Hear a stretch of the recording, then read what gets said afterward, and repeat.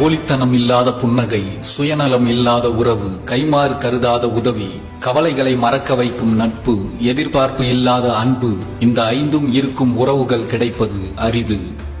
பணம் இருக்கும் போது கிடைக்கும் உறவு, பாசம், மதிப்பு, மரியாதை அனைத்துமே போலியானது. இந்த உண்மையை நீ பணமும் வருமானமும் இல்லாத போதுதான் உணர முடியும்.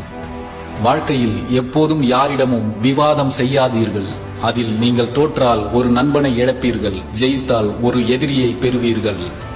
நீ தேவையில்லை என்று முடிவு செய்து விட்டவர்களுக்கு நீ எதை செய்தாலும் எதை பேசினாலும் தவறாகவே தெரியும். பணம் இருந்தால் பகைவன் பல்லும் மின்னும், பணம் இல்லை என்றால் சொந்தக்காரன் சொல்லும் கொல்லும். பிறருக்கு மருந்தாக இருப்பதை விட யாரையும் காயப்படுத்தாமல் இருப்பதே சிறந்தது. நியாயத்தின் வழியில் நிற்பவர்களால் மட்டும்தான் தனக்கு தீங்கு செய்தவர்களை அன்பு மற்றும் மன்னிப்பு என்ற ஆயுதங்களை கொண்டு எதிர்கொள்ள முடியும். வாழ்க்கையில் நாம் கீழே விழும்போது தூக்கிவிட ஒருவரின் கைகள் கூட இருக்காது. ஆனால் தன்னம்பிக்கையுடன் எழுந்து வெற்றி பெறும்போது கைத்தட்டி பாராட்ட 1000 கைகள் காத்திருக்கும்.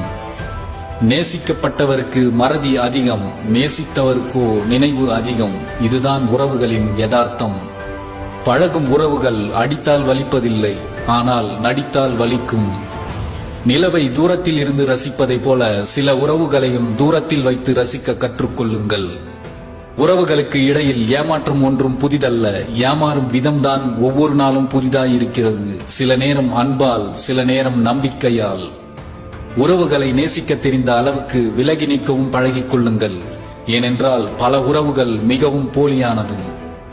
யாருக்கும் உன்னை பிடிக்கவில்லை என்றால் உனக்கு சரியாக நடிக்க தெரியவில்லை என்றே அர்த்தம்.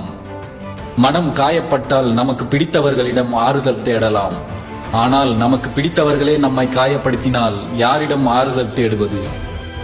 உலகமே நினைத்தாலும் ஒரு உண்மையான அன்பை தர முடியாது.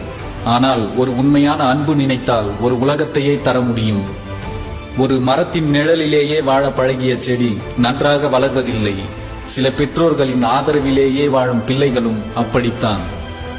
இந்த உலகில் இருப்பவன் தொலைப்பதும் தொலைத்தவன் தேடுவதும் ஒன்றைத்தான், அதுதான் அன்பு.